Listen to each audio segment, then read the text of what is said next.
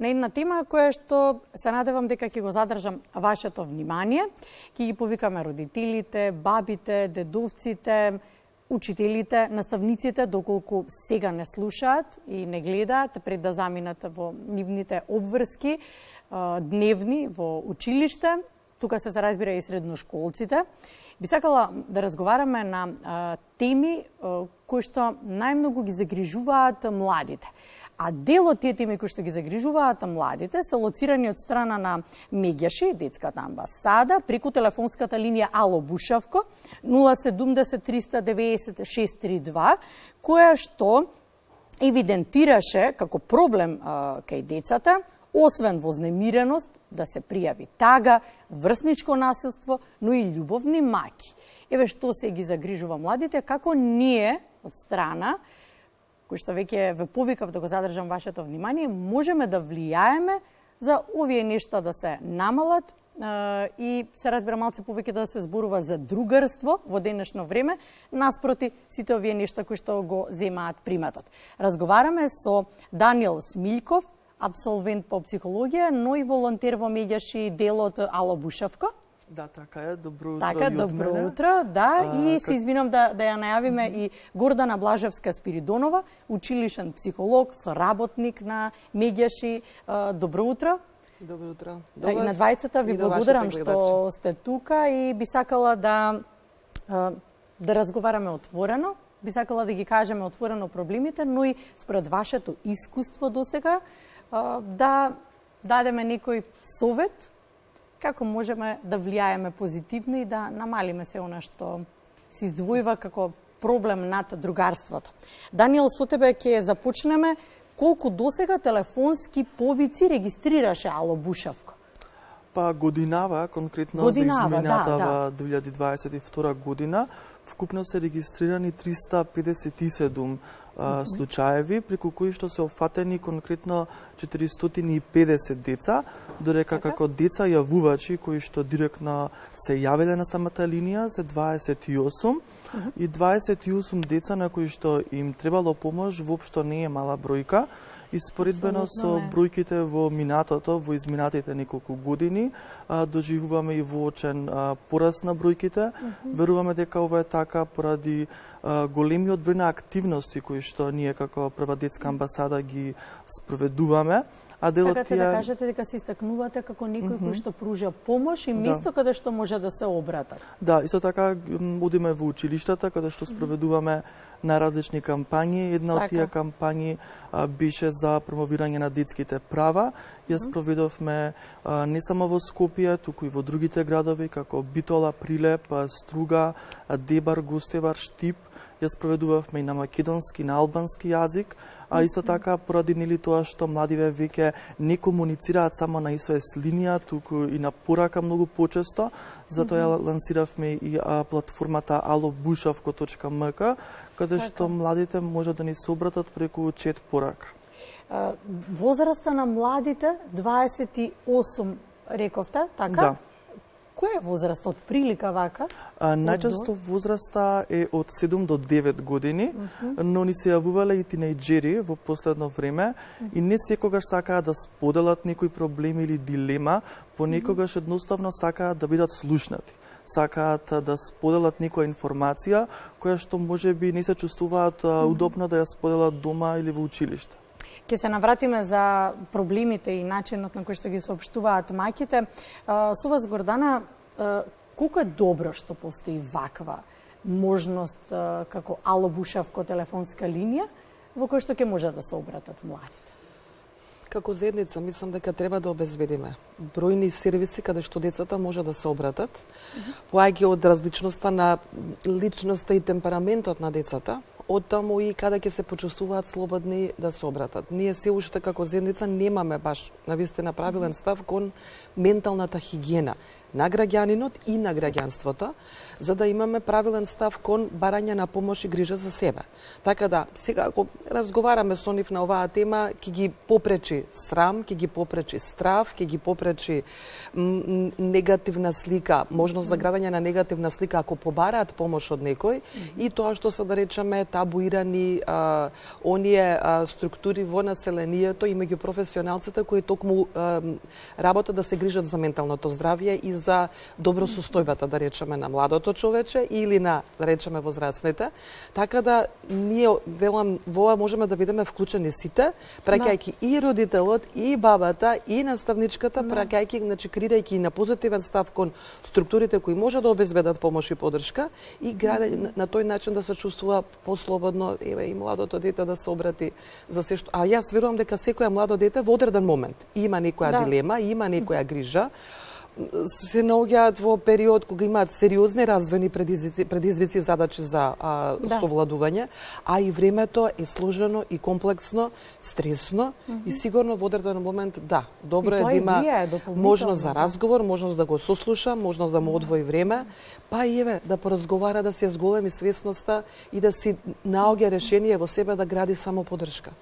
Сметате дека главен фактор за потикнување на младите да со слободата и да зборуваат за проблемите можеби е обкружувањето, другарите, наставниците, родителите дома, да ја срушат стигмата дека ако нешто пречи и нешто не е во ред, дека треба да остане во него, длабоко во него.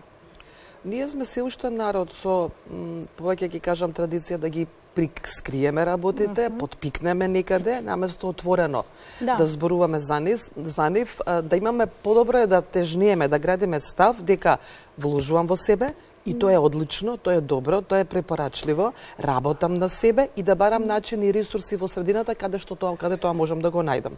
Меѓутоа, измешано ни е се уште, значи се праќаат многу различни пораки. Знае и наставникот да прати можеби спротивна порака и родителот, така да мора да се промовира и да се градат програми, да се дистрибуираат до населението, да се дистрибуираат и до населението и до професионалците, за да се градат соодветни пристап и сваќање кон барањето на помош и поддршка во одреден момент кога е потребна.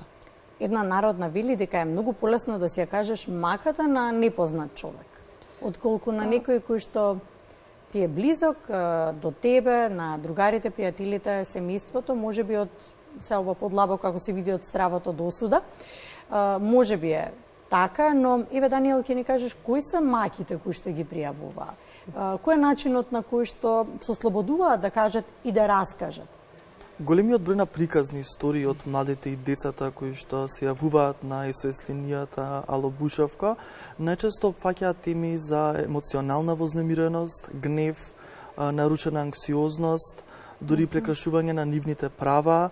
Како, например, што тука да речеме? Многу често, едноставно, децата можеби не се целосно свесни дека тоа е нивно право, но кога ќе биде прекршено, особено во училиште, или едноставно кога сакаат да кажат нешто, кога сакаат да бидат слушнати, а тоа го немаат поради наметнувањата што од социјалните мрежи, што од училиштата, од оние посилните, би рекол, посилните деца, кои што се наметнуваат, за да го кажав, со наводници, апсолутно. И проблемот е тоа што децата тоа го препознаваат, но не знаат на кој начин да реагираат. Бидејќи во училиштата тоа, за жал, не се работи доволно и особено исто така се повредуваат при бракоразводните постапки, доживуваат стрес, вознемиреност и ова се само дел од причините кои што и како влијаат врз нарушување на нивното ментално здравје. Прочитав и љубовни маки. Кои се тие љубовни маки кои што ги пријавуваат, ги оставаат неиме возвратена љубовта, ги оставил дечкото, девојката? Многу често, особено од деца кои што се на 9 или 7, тука од 7 до 9 годишна возраст, искажуваат особено со симпатии, кога некој ми се допаѓа, но не ми возвраќа? Да, кога никоја нивна другарка најчесто го сакалат, нивниот симпатија им го зела симпатијата, па не знаат како да реагираат, и тога бараат помош како да си го земаат симпатијата назад, како да си го вратат. Ова е интересно, кој им дава совети од другата страна? Од другата страна, секогаш тука се лицата волонтерите кои што дежураат, и секако тука се психолозите кои што имаат соодветно образование, кои што имаат и соодветен начин да помогнат во вакви ситуации. Она што навистина загрижува е дека врсничкото населство некако постојано се издвојува, го зема приматот над другарството. Многу се зборува за тој училишен булинг, ама не е ни само и во училиште, ако погледнеме подлабоко, тој уште можеби почнува и во предучилишната возраст, но тогаш ретко кој го перцепира како таков, нели, помали се децава. Што се превзема во такви случаи? Еве, некој кога ќе се јави и кој што има постојано таков проблем, се работи ли дополнително со тој случај? Се гледали подлабоко да се контактираат можеби родители, како постапувате? Не знам, ајде еве и со двајцата на истата тема. Навистина е конзистентен проблем кој редовно се случува. Децата некако и мене ми е фасцинантно. Кај нас во Никола Карев години наназад реализираме бројни превентивни активности, работилници со децата во прва година, апсолутно со секое дете во прва година, во паралелките, и тие многу коректно разговараат, ги препознаваат формите, ја препознаваат штетноста, ја препознаваат влијанието на менталното здравје, препознаваат како си го прават за тоа, го говорат и потоа штом ќе заврши ова структурирана дискусија и разговор, се враќаат во старата динамика и начин на кој се ги воспоставуваат односите. Умеат овие односи лошо да ги воспостават уште во градинка, продолжуваат во основното образование и премногу често, за жал, се децата препуштани на себе самите да се ги уредуваат овие односи, со сето неискуство и незнаење и со сите, да кажеме, некои карактеристики на човековата природа, да сме склони и кон агресивност, и кон хостилност, и кон градење на непријателство. Повеќе, да видите како фасцинатно они зборуваат, зашто е повеќе присутно коментирањето, хейтањето, роустањето како начин на комуникација, дека е добро да по-фраерски е да умееш некого да го затнеш во разговор, да му вратиш со навреда, подобро, тоа е добро да се справиш со тој дел, него да дадеш комплимент и да дадеш поддршка за било што тие комуницираат. Некако како повеќе да се стимулираат негативните начини на однесување, бидејќи тие повеќе се вреднуваат, отколку другарството, пријателството, начините на одржувањето на пријателството, и ако ова возрасен не се инволвира во овие односи, ги насочи децата, и тоа упорно им зборува на едно репрограмирање на начинот на размислување, децата ќе си го прават своето и ќе ги одржуваат овие односи. Апсолутно ќе смета дека така е нормално. И дека, не знам, она под наводници ќе зајакне. Па зарем тоа е начинот на кој што треба да зајакне? Зарем околината не треба да има влијание врз начинот на кој што може и да кажеш исто слободно своје мислење. Даниел, ќе зајакне детето? Ние во вакви ситуации продолжуваме да бидеме во контакт и со детето, и со родителите, и со училиштето каде што оди детето. Постојат ситуации каде што ние подлабоко се навлегува во самиот Да, подлабоко се навлегува, и постојат ситуации каде што ние сме во контакт со одредени лица веќе можеби година дена. Јас сум волонтер година дена и можам да кажам дека постојано има напредок поради тоа што ние не сме сами, тука соработуваме со тимот за итни интервенции, тука и народниот правобранител. Постојано бараме кое е најдоброто решение, која е институцијата која што можеби и е најсоодветна да го реши проблемот, бидејќи многу ретко, речиси, никогаш проблемот не е детето. Постојано проблемот е ситуацијата, средината, околината. И можам да кажам дека годинава, за изминатата година всушност, на второ место е насилството како проблем, дека менталното здравје е на првото место. Да, тоа е тоа што ги гледам јас податоците, навистина загрижуваат затоа што некако проблемот останува и некако се зима едно скалило погоре постојано. Ако велиме дека го лоцираме проблемот во општеството, ајде сега да ја погледнеме општествената слика во која што живееме. Надминавме пандемија, некако се вративме во нормала, сега се дојавите за бомби, кои што навистина вознемируваат од предшколска возраст до средно образование. Сите можни институции, веќе не знам кој не е засегнат во истото. Вознемирени не децата од најмала возраст, туку и возрастните. И сега во целото ово општество во кое што живееме и ова влијание, како да го минимизираме насилството, врсничкото насилство, нетолеранцијата меѓу децата, овие проблеми кои што постојано се пријавуваат, освен булингот за кој што постојано зборуваме, нели, имаме тука и други како поблаги, не знам, форми, ги лоциравме, ајде, љубовните мајки и вознемиреноста и така натаму. Како да алудираме ние на сето тоа да повеќе се зборува за другарството, да се ова влие позитивно, да се зацврстат другарските врски, наместо уште повеќе да се размиша. Различни возрастни личности може да имаат различна улога и влијание, меѓутоа добро е тоа влијание да е организирано, да е структурирано, да е систематско, да имаме ние плани процедури кои ќе ти ги олеснат чекорите кои треба да ги превземеш, кои ќе ти овозможат полесно да се справиш, да се снајдеш во новата ситуација, бидејќи на возрастиот му треба да се снајде во оваа нова ситуација. За многу кратко време, во рок од 3 години, ни се случува толку многу промени, умот не може да ги асимилира и соодветно вгради и инкорпорира во собствената концептуализација на светот и на животот толку брзо. Има потреба да си ги објасни, има потреба да проживее искуства за да може да го вгради во собственото искуство и да ги смести во на правилни места и да може потоа да носи брзи одлуки, брзи проценки и да може соодветно долготрајно на долготрајни патеки да делува. Така да верувам дека има обврска државата и сервисите на државата, институциите на државата да им помага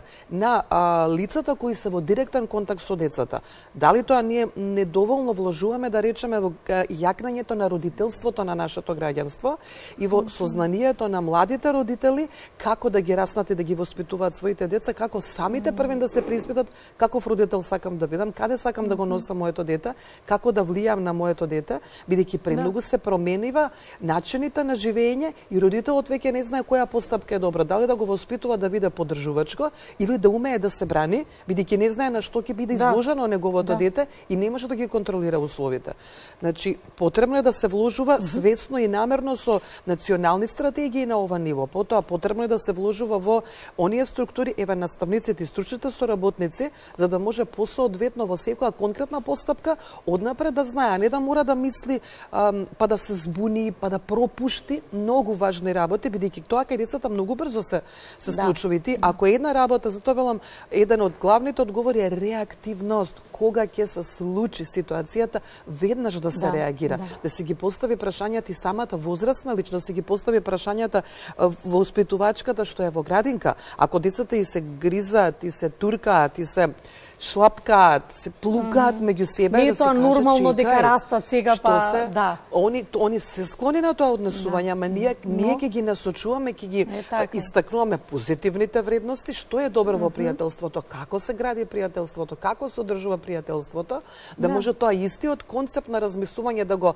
продолжи во наставничката, учителката во основно образование, да може наставничката и стручниот соработник веќе на повисоко концептуално ниво да го говори тоа со еден средношколец кој има други предизвици во рамки на одржувањето на пријателските односи, партнерските, љубовните односи. Сакате да кажете, ако се работи од најмала возраст, ќе вроди со плод кога и најмногу можеби се случуваат турбуленции кај средношколците.